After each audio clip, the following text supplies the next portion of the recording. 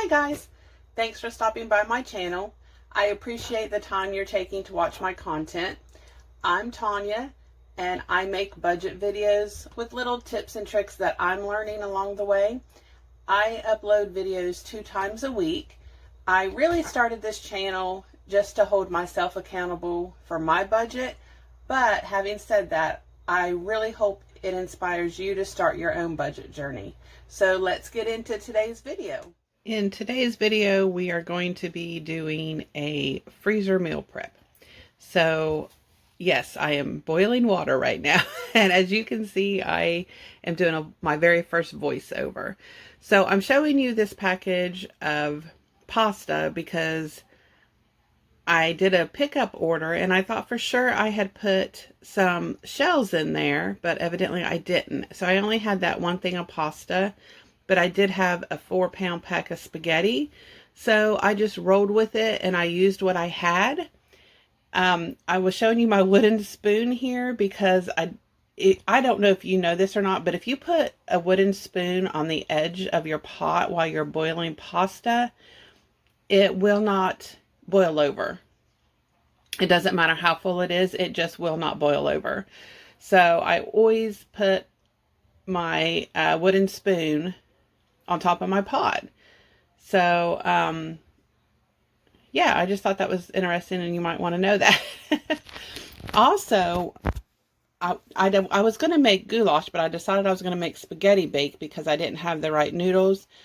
I always, every time I do a freezer meal, I always cook my pasta no matter what it is. Lasagna, spaghetti, shells, whatever it is.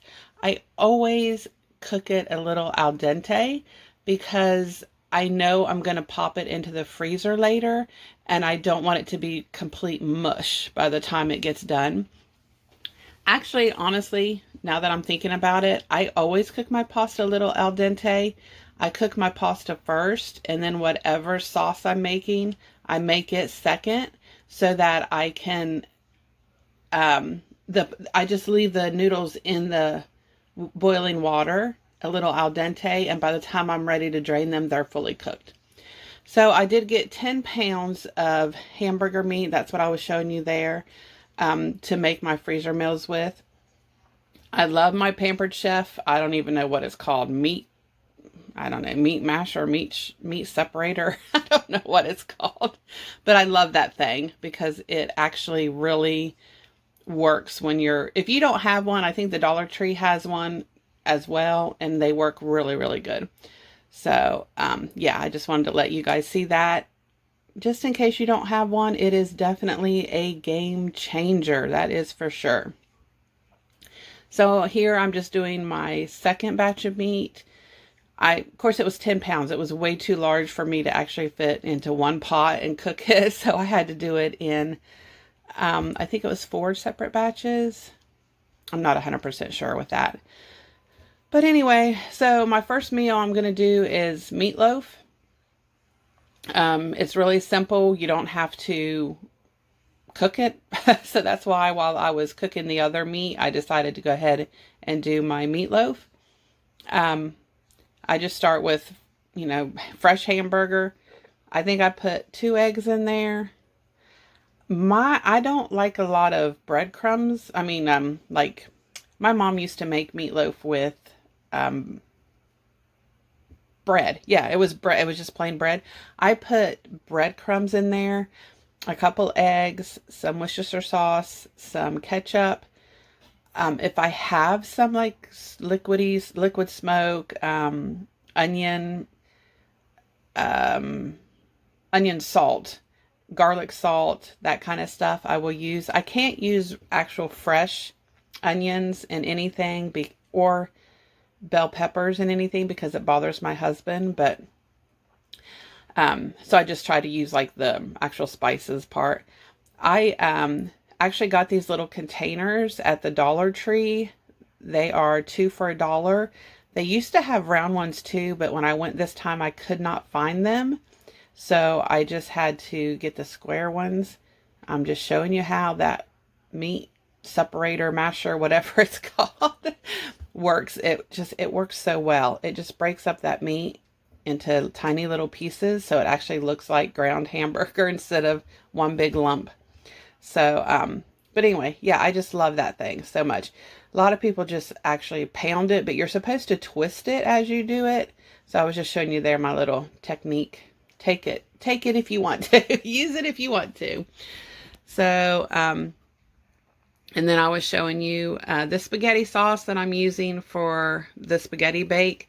Ideally, I would like to have some pepperoni to put on top of the spaghetti bake, but I didn't have any at that time because, again, I thought I was going to be doing goulash, but I had to switch it up and just use what I had.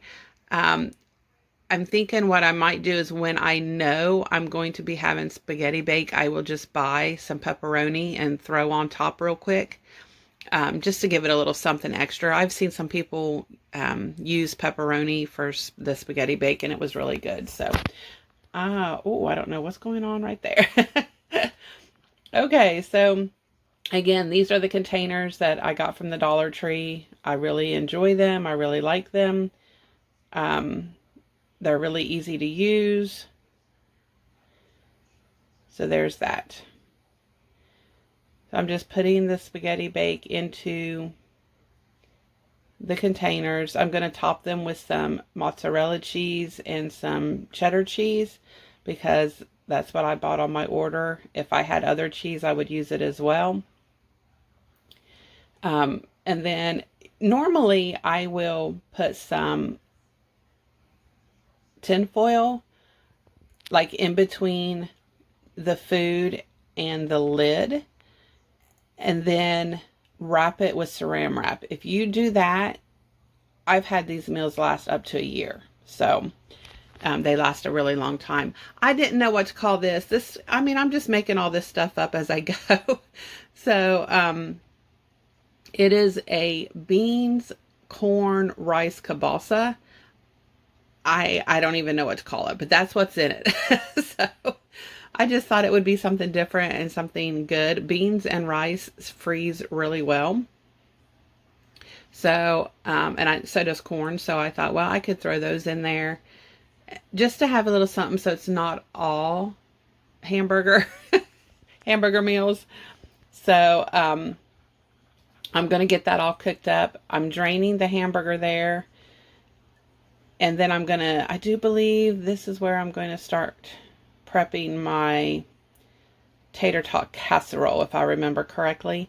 We'll see if that's what it is. I can't remember because I filmed it and now I'm having to do this voiceover. So we shall see. But I know I have the kielbasa frying. You could put the kielbasa in without even cooking it first because it is fully cooked. But I just like that little crunch, that little crispness to it. Yep, I'm doing tater tot casserole. So here I do believe I ended up using 3 cans of cream of potato soup and just dumping my hamburger in there. You can use, actually, I think the recipe normally calls for cream of mushroom, but we don't like cream of mushroom, so I just use cream of potato. You can use whatever your family likes. There's no wrong or right.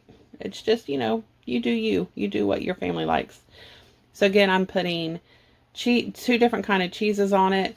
I did not put the tater tots on there at that moment. I will wait. I'm showing you the tater tots, but I will wait until we get ready to cook it.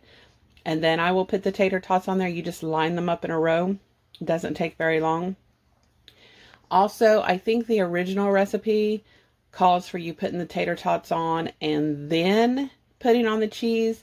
But we like crispy tater tots. So I've discovered if you like your tater tots crispy, to put the cheese on first and then the tater tots on top so that they can get a little crispy. So that's how we do our tater tot casserole.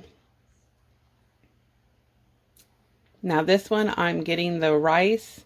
Again, you can use regular rice. I'm just using what I had, which is the ready rice. I used, I think, 1 can of chili beans, 1 can of kidney beans, a can of corn. I'm thinking there was one other kind of bean. I think mixed. I think just a can of mixed beans. And then I added the kielbasa in there. Oh my goodness, guys. It smelled so good. Of course, I put spices in there. I'll kind of, whatever your family likes. But, oh my goodness, I wanted to dive right in as I was cooking it because it smelled so good.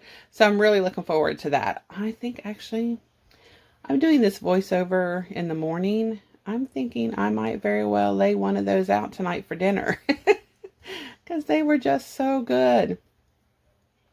I mean, it smelled good. I don't know if it tasted good, but it sure did smell good. So yeah, so I think I'm going to probably pull one of those out so that I can have it tonight for dinner. Just something different. We don't have that a lot, so it'll be a good change of pace with what we normally have.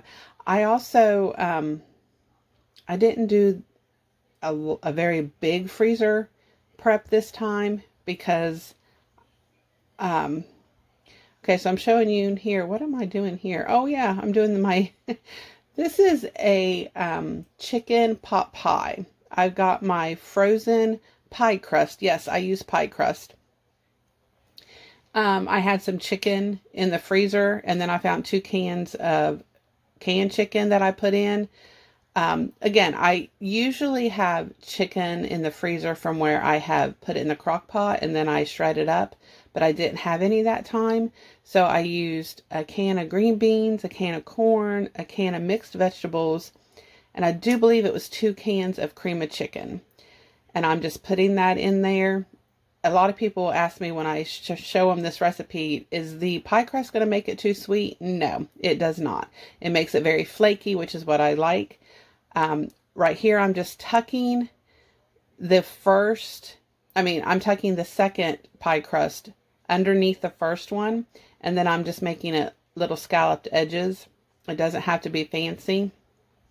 So, right here, I got 1, 2, 3, 4, 5, 6, 7, 8, 9, 10, 11, 12, 13, 14, 15, 16, 17. Altogether, I got 17 meals, but I did give 4 of them away already. But I think 17 meals is pretty good. Well, guys, that's the end of today's video. Again, thank you so much for stopping by. As always, feel free to like, comment, and share my videos. Don't forget to hit that subscribe button and the notification button. I'll see you next time, and until then, be safe and have a great day.